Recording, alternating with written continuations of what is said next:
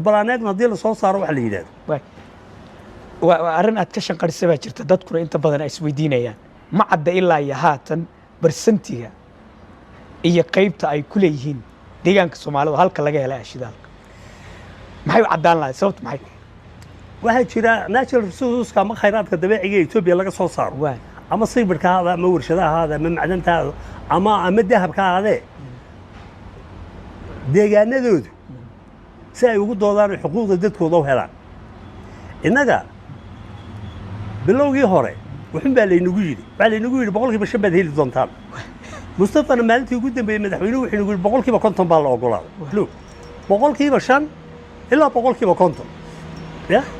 dawladdu waxay noo sheegtay waagi ugu dambeeyay maalinta shidaalka la soo saaray la keenayo boqolkiiba 50 baynu leenahay alxamdulillah rabbil caalamiin ma leenahay moogtahay laakiin dadkeenu waa inuu garto horta boqolka 50 kuwa maxay khalad weyn baynu fahansannahay shidaalka la soo saarayo hadda boqolkiiba 50 ma lihin shidaalka hadda la soo saaro kambaniga soo saara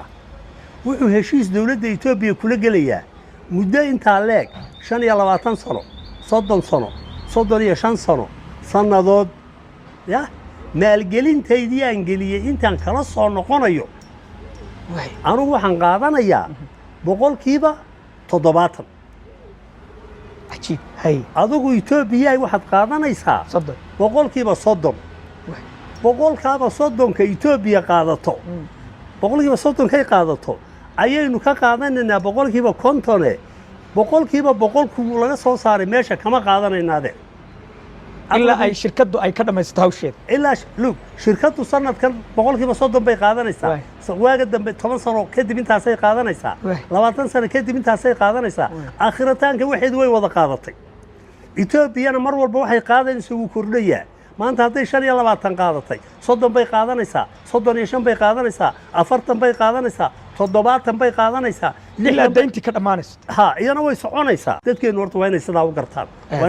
waa inay sidaa u gartaan haddii aynaan markaa ogolaanin in la soo saaro weligeen back to zero isku warbaynu taagnaanayna weligeen saarkanka zeroga unbuu ninkii yimaadaba inagala qaadaya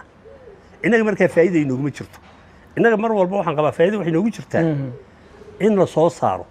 laakiin baa daba tahay laakiin si saddex wax hadday suurtoobaan in la soo saaro fiican saddexda baltiri inay caddaato beersentiga macaashka aan ka helin waa kow in meesha lagu